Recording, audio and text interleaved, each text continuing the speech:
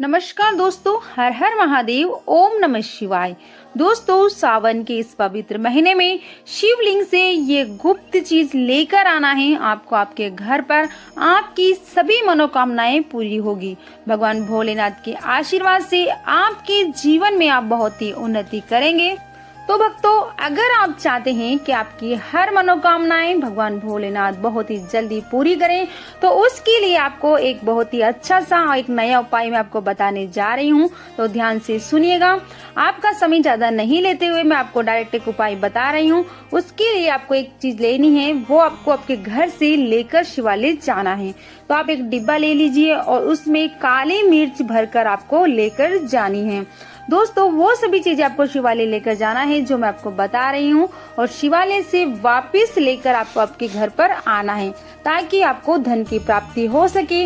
आपकी कोई भी मनोकामना हो इस उपाय को करने से पूर्ण हो जाए।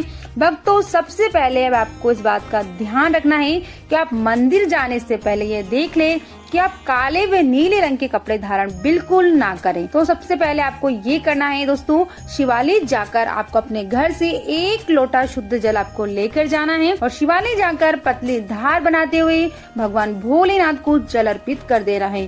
फिर उसके बाद आपको भोलेनाथ को चंदन लगाना है।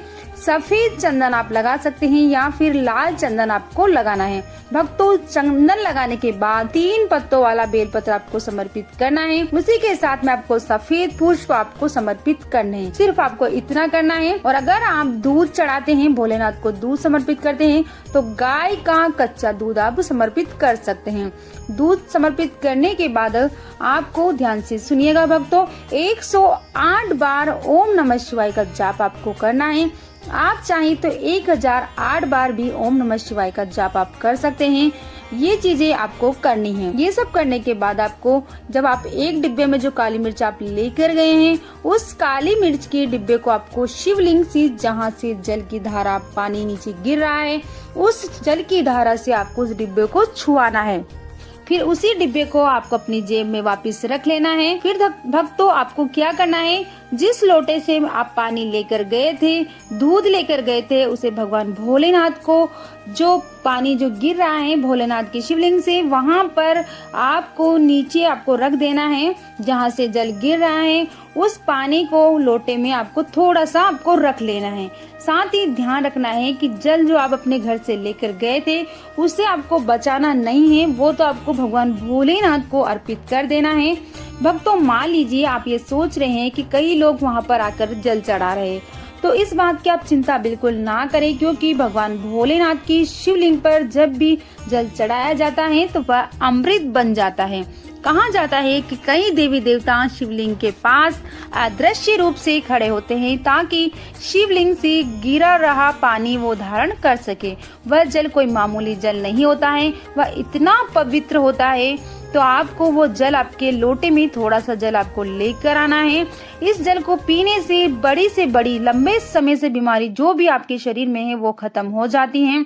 तो आपको वो जल लेकर जरूर से आना है और घर आना है। घर आने के बाद घर में जितने भी सदस्य हैं उनके ऊपर थोड़ा थोड़ा जल आपको छिड़क देना है।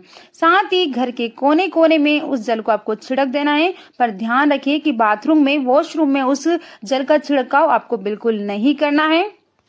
पूरे घर में जल का छिड़काव करते हुए आपको मुख्य द्वार तक आपको जाना है। उसके बाद मुख्य द्वार पर भी जल का छिड़काव कर दे।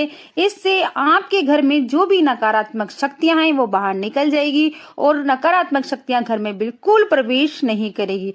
दोस्तों, और साथ में जो काली मिर्ची आप लेकर आए हैं, उससे आपको आपके घर के मंदिर में, आपका जो घर का पूजा मंदिर है, वहां पर आपको काली मिर्च का डिब्बा आपको रख देना है।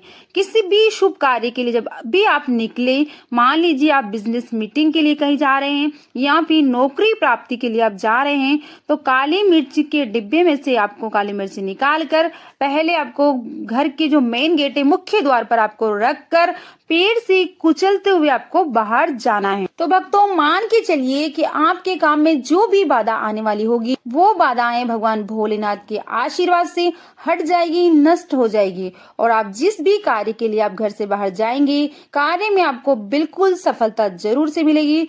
और दोस्तों आपको भोलेनाथ का साक्षात आशीर्वाद आपको प्राप्त होगा। सावन सोमवार से आपके जीवन की जो भी हर परेशानी, आपके संकट चल रहे हैं वह हमेशा के लिए दूर हो जाएगी और सावन सोमवार की रात को आप अपनी बुरी शक्तियों से छुटकारा आप पा सकते हैं। और दोस्तों आप चाहें तो अगर आप मंदिर नहीं जा सकते तो आप घर पर भी आप शिवलिंग की आप पूजा सोमवार के दिन आप कर सकते हैं। इस उपाय को आप कर सकते हैं। तो करना क्या है दोस्तों, आपके पास जो भी घर पर छोटा जो भी शिवलिंग आपके पास हो, चाहे वह स्फटिक का हो, कोई सा भी शिवलिंग हो, अगर नहीं है तो आप पार्थिव शिवलिंग, मिट्टी का पार्थिव शिवलिंग बनाकर आप घर पर पूजा कर सकते हैं। तो आपको कैसे करनी है दोस्तों, सबसे पहले आपको गन्ने के रस से, पंचामृत से भोलेनाथ का आपको अभिषेक करना है।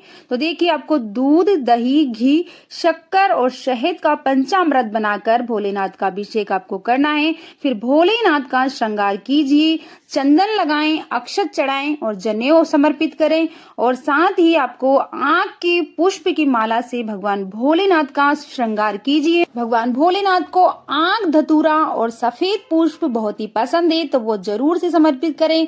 कनेर के पीले व सफेद पुष्प चढ़ाएं। कमल व गुलाब बेल उनको बहुत ही प्रिय है तो ये भी जरूर से अर्पित करें और 5 बेलपत्र अवश्य चढ़ाएं।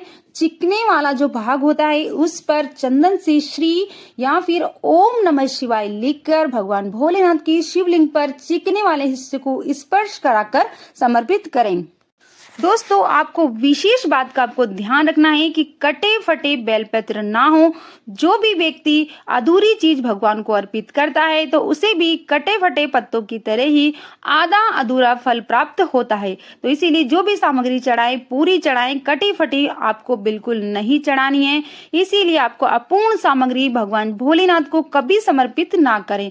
दोस्तों कहते हैं कि जब भी भोलेनाथ ने गले में विष धारण किया था तब आदि शक्ति माँ के कहने पर सभी भगवान ने शिव के शरीर पर, भोलेनाथ के सिर पर भांग व धतूरे, बेलपत्र आदि रखे और निरंतर जल का अभिषेक किया, जिसकी वजह से उनके मस्तिष्क का ताप कम हुआ था और उस समय से ही भगवान भोलेनाथ को भांग व धतूरा चढ़ाया जाता है।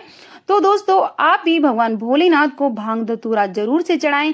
इस तरीके से आपको सोमवार के दिन सावन के पूरे सावन तक आपको इस तरीके से आपको पूजा करनी है। दोस्तों जानकारी आपको कैसी लगी, वीडियो आपको पसंद आई तो वीडियो को लाइक, शेयर और चैनल को सब्सक्राइब जरूर से करें और कमेंट में ओम नमः शिवाय, हर हर महादेव अवश्य लिखें।